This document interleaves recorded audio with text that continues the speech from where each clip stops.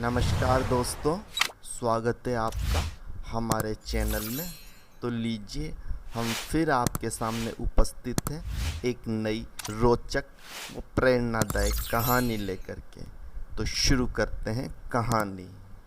एक समय की बात है, एक बहुत ही खूबसूरत नगर हुआ करता था। उस नगर का राजा बड़ा ही लोकप्रिय, न्यायप्रिय, वह बहुत ही शुद्ध आचरण वाला था। उस राजा ने अपने नगर में एक ऐलान करा रखा था कि जो कोई भी राज दरबार में आकर भविष्यवाणी सुनाएगा, यदि वह भविष्यवाणी सच निकली तो उसको इनाम दिया जाएगा। ज्योतिष के बड़े बड़े जानकार, विद्वान पंडित वहाँ जाकर भविष्यवाणी सुनाते और यदि वे संयोगवश सच साबित होती तो वे बहुत सा इनाम भी पाते।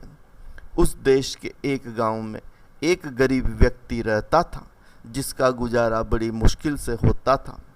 एक दिन उसकी पत्नी ने उससे कहा, तुम भी राज दरबार में जाकर कोई भविष्यवाणी सुनाओ, संभव है कोई सच्ची साबित हो जाए तो हमें भी इनाम मिल जाए, जिससे जीने का कुछ सहारा मिल सके। वह व्यक्ति बोला, मैं अनपढ़ आदमी हूँ, मुझे किसी बात का ज्ञान नहीं। कहीं ऐसा न हो कि राज दरबार में पहुंचकर लेने के देने पड़ जाएं। पत्नी बोली, पुरुषार्थ करना मनुष्य का कर्तव्य, आगे जो ईश्वर को मंजूर होगा वही होगा, तुम जाओ तो सही। खैर, वह आदमी घर से चल पड़ा। रास्ते में चलते चलते जब वह थक गया तो एक पेड़ के नीचे सुस्ताने लगा। उस पेड़ के नीचे एक इच्छाधारी साधु रहता था। जब वह आदमी उस पेड़ के नीचे बैठा तब वह इच्छाधारी साधु सांप के रूप में सामने आ गया, जिसे देखकर वह आदमी डर के भागने लगा। सांप बोला, मुझसे डरो नहीं, मैं सांप नहीं हूँ। मैं जो बात कहूँगा तुम्हारे भले की ही कहूँगा, बताओ तुम कहाँ जा रहे हो। आदमी ने कहा, देश के राजा ने ऐलान किया हुआ है कि जो कोई आकर भविष्यवाणी सुनाएगा, यदि वो सच्ची हुई तो उसे इनाम मिलेगा। मैं अनपढ़ आदमी हूँ, पत्नी के कहने पर घर से चल तो आया हूँ, परंतु हैरान हूँ कि राज दरबार में जाकर कहूँगा क्या। मैं समझ नहीं पा रहा कि इसका परिणाम क्या होगा। वे त्रिकालदर्शी साधु बोले, राज दरबार में जाकर कहना कि आने वाले समय में इस देश में अग्निकांड का प्रभाव बहुत अधिक होगा, इसीलिए हे राजन, अग्नि से बचाव का प्रबंधन पहले से ही कर लेना, अच्छा होगा। आदमी ने राज दरबार में जाकर वैसे ही कहा। राजा ने उस आदमी को अपने पास ठहरा लिया और आने वाले समय की प्रतीक्षा करने लगा। समय आया, अग्नि ने जोर पकड़ा, परंतु राजा ने उससे बचाव का प्रबंधन पहले ही कर रखा था, इसीलिए कोई विशेष क्षति नहीं हुई। उस आदमी पर राजा की बड़ी श्रद्धा हो गई। उसे बहुत कुछ इनाम देकर चलते समय राजा ने कहा, मित्र, मेरे योग्य कोई और सेवा हो तो बताइए। उस व्यक्ति ने मन में सोचा कि यह सब करनी तो उस साधु की है जिसके कारण राज दरबार में मेरा सम्मान हुआ था तथा माया भी प्राप्त हुई। संभव है राजा को इस बात का पता चल जाए तो यह भविष्यवाणी तो किसी और की थी, तो मुझे इसके बदले दंड मिले। इसीलिए उचित यही होगा कि उस सांप को खत्म कर दिया जाए। यह सोचकर राजा से बोला, हे राजन, यदि आप मुझसे और कोई सेवा पूछते हैं तो कुछ सूखी लकड़ियों को मेरे साथ भिजवाने का प्रबंध कर दिया जाए। कई मजदूर सूखी लकड़ियों के गट्ठे सिर पर रखकर उसके साथ चल पड़े। जब वह उस पेड़ के नीचे पहुंचा जहां सांप के रूप में इच्छाधारी साधु रहता था, उस आदमी ने मजदूरों से कहा, यहाँ बिल सांप का घर है, इसके ऊपर लकड़ियां रखकर आग लगा दो। उन्होंने वैसा ही किया। आदमी ने सोचा कि अब वह सांप मर गया होगा। इस विश्वास के साथ अपने घर आया और राज दरबार से जो कुछ मिला था स्त्री के हवाले किया और सुख से रहने लगा। किंतु मुफ्त का माल थोड़े ही दिनों में उड़कर फिर पहले जैसी हालत में आ गया। स्त्री ने कहा, फिर जाओ, संभव है और माया मिल जाए जिसके घर का निर्वाह चल सके। वह आदमी सोचने लगा, जिसकी वजह से मुझे माया मिली थी उसे तो मैं आग लगा कर मार आया हूँ, अब कहाँ जाऊँगा और क्या करूँगा। किंतु स्त्री के मजबूर करने पर वह घर से चल पड़ा। चलते चलते फिर उसी पेड़ के नीचे जा बैठा जहाँ उसे इच्छाधारी साधु मिला था। वह फिर किसी दूसरे रूप में सामने आकर कहने लगा, मैं वही सांप हूँ जिसके घर को तू आग लगा गया था। यह सुनते ही वह आदमी डर कर भागने लगा कि अब यह मुझे नहीं छोड़ेगा। किंतु इच्छाधारी साधु बोला, मुझसे डरो नहीं, मेरी बात को सुनो, मैं तेरे भले की ही करूँगा। वह आदमी वापस लौट आया। तब साधु ने पूछा, अब कहाँ जा रहे हो? वह आदमी बोला, पहले गया था वहीं अब भी जा रहा हूँ। साधु बोला, अब वहाँ जाकर क्या कहोगे? आदमी ने कहा, मैं तो स्त्री के कहने पर जा रहा हूँ, मुझे पता नहीं कि क्या कहना है। साधु ने कहा, अब राजा को कहना कि इस बार देश में पानी का ज़्यादा जोर होने से बाढ़ से नुकसान होगा, बचत का उपाय कर लें। वह आदमी वहाँ से चल पड़ा और दरबार में पहुंचकर कहा, है राजन, इस बार देश में पानी बहुत बरसेगा और बाढ़ का भारी खतरा है, अतः बचाव का उपाय कर लें।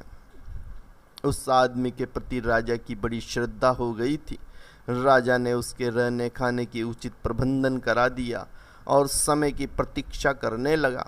समय आने पर बहुत वर्षा हुई, किंतु प्रबंधन होने से कोई नुकसान नहीं हुआ।